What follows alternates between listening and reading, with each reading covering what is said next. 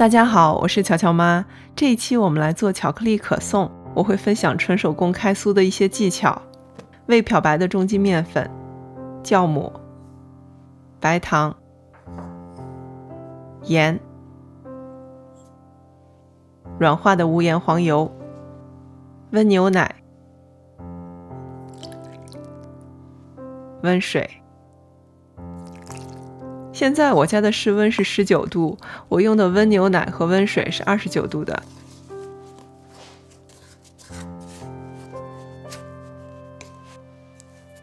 先揣成团儿。这个面团的含水量是48%，不软也不硬。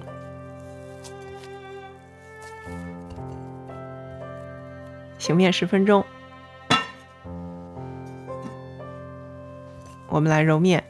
因为后面还会隔夜冷藏，第二天还会多次擀面，这些都会强化面筋，所以这一步简单揉一揉就可以了。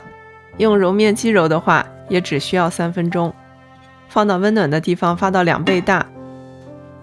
黄油最好用脂肪含量高一些的，我用的是84%的，建议大家不要用82%以下的黄油来开酥，因为黄油里主要是脂肪和水，脂肪含量高一些，水的比例自然就低了。低含水量的黄油会让开酥的分层更明显。像这种250克装的黄油，正好切一半，切成4片。烘焙纸折成13乘以17厘米，铺上硬的黄油，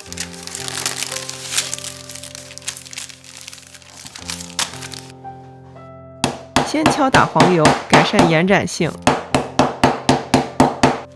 然后再擀开，我们的黄油片就做好了，放冰箱冷藏1夜。面发好了，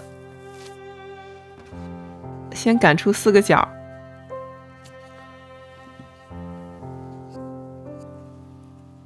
然后擀成长方形，擀的过程也顺便排气了。面片是黄油片的2倍大，面片用保鲜膜包好，隔夜冷藏松弛，8到16个小时都可以。第二天我们来开酥，先来包黄油。面的最佳温度是3度左右，就是直接从冷藏室拿出来的温度。黄油的最佳温度是7到11度，相当于从冷藏室拿出来等1分钟的温度。比量一下大小，把面片擀到刚好能包进黄油的尺寸。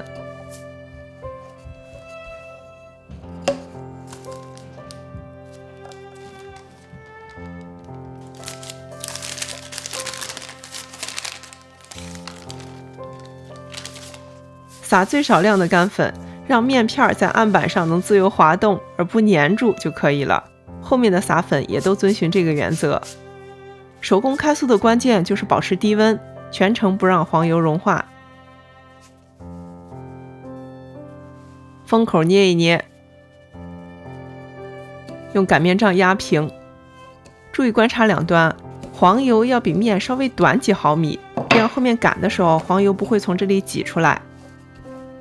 大家观察一下这4个角，如果我们现在直接擀开，这4个角就容易变成圆角。为了保持直角的状态，我们把两侧划开，让应力得到释放，后面我们开出来的酥皮就会整整齐齐的。今天我们要做的是3、4、3这种做法的酥皮，目前从截面看是面、油、面这种3层的结构，这就是所谓的第一个3。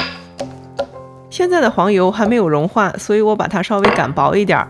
如果任何时候大家发现黄油变软了，都要包起来放冰箱冷藏一会儿，让黄油降温变硬，再继续操作。开酥最好用这种两端粗细一致的擀面杖，沿着长度方向擀薄。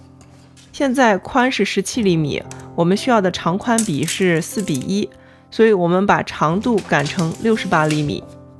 扫掉多余的干粉，喷上清水，从大约4指宽的位置折叠，对缝，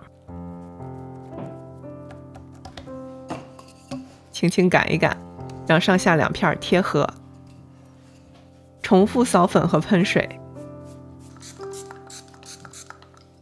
再对折，到这一步就完成了4折，像一本书一样的折叠方法，这就是3-4-3做法中的4。这4个角已经明显向内弯曲了，所以同样划开两侧，释放应力。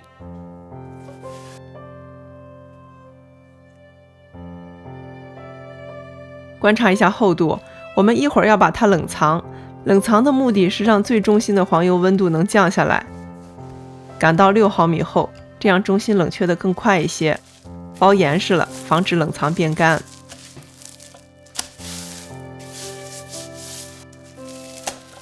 把酥皮放在冷藏过的烤盘上，让内部的黄油层温度快速下降。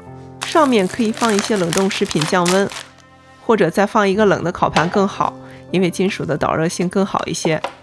冷藏50到60分钟。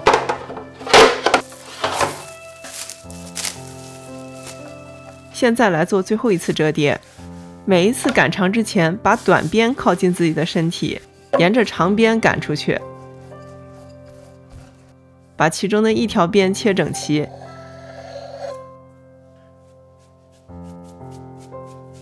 另一边从1/3处折叠，放上刚才切下来的小面片儿。